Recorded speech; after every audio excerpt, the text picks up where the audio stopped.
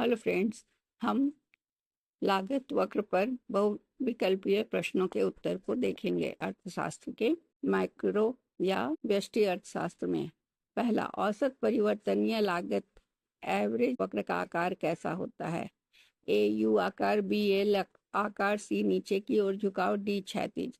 उत्तर है यू। सीमांत लागत औसत लागत एवरेज कॉस्ट को किस बिंदु पर काटती है? ए एसी के न्यूनतम बिंदु पर, बी एसी के अधिकतम बिंदु पर, सी एमसी के न्यूनतम बिंदु पर और डी एमसी के अधिकतम बिंदु पर। यहाँ पर एसी एवरेज कॉस्ट को बता रहा है, एमसी मार्जिनल कॉस्ट को। उत्तर होगा ए एसी के न्यूनतम बिंदु पर, अर्थात एवरेज कॉस्ट के न्यूनतम बिंदु पर। अल्पकाल में कौन सा लागत वक्र यू आकार का नहीं होता? Average fixed cost, B AVC, C AC, D MC, marginal cost. उत्तर है का वक्र अल्पकाल में यू। निश्चित लागत को और किस नाम से जाना जाता है? ए प्रमुख लागत, बी पूरक लागत, सी परिवर्तनीय लागत, डी सीमांत लागत।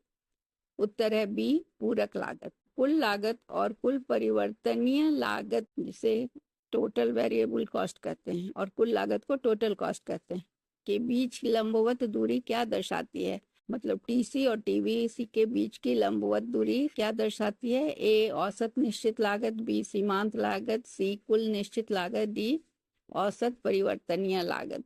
उत्तर है सी कुल निश्चित लागत। सीमांत लागत किससे प्राप्त होती है? ए कुल निश्चित लागत, बी कुल परिवर्तनीय लागत, सी कुल लागत, डी औसत लागत। उत्तर है कुल लागत। निम्नलिखित में से कौन सा वक्र कभी नीचे की ओर नहीं झुकता? ए औसत निश्चित लागत, बी औसत परिवर्तनीय लागत, सी सीमांत लागत, डी कुल निश्चित लागत। उत्तर है डी कुल निश्चित लागत, क्योंकि ये निश्चित है, फिक्स होता है, इसलिए ये नीचे की ओर नहीं जाता, ये घटता बढ़ता नहीं है अल्पकाल में। अल्पकाल में कौन सी लागत स्थिर रहती है? ए कुल परिवर्तनीय लागत, बी सीमांत लागत, सी कुल निश्चित लागत, डी कुल लागत। उत्तर है सी कुल निश्चित लागत। क्वेश्चन नंबर 9, दीर्घकाल में सभी लागतें होती हैं। ए निश्चित, बी परिवर्तनीय, सी स्थिर, डूबी हुई अर्थात संक।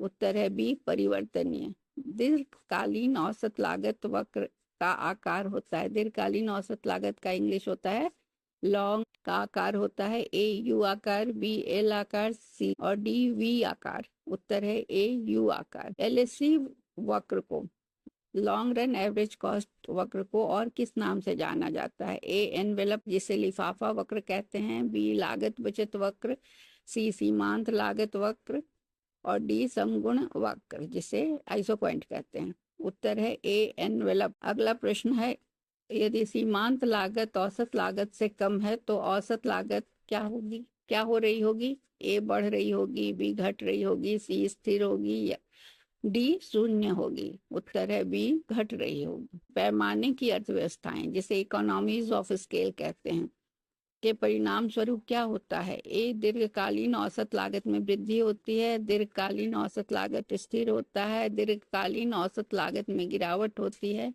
डी अधिक निश्चित लागत। तो उत्तर है दीर्घकालीन औसत लागत में गिरावट होती है, क्योंकि इकोनॉमीज ऑफ स्केल से किसी भी मशीन के पूर्ण उपयोग से होने वाला फायदा मिलने लगता है।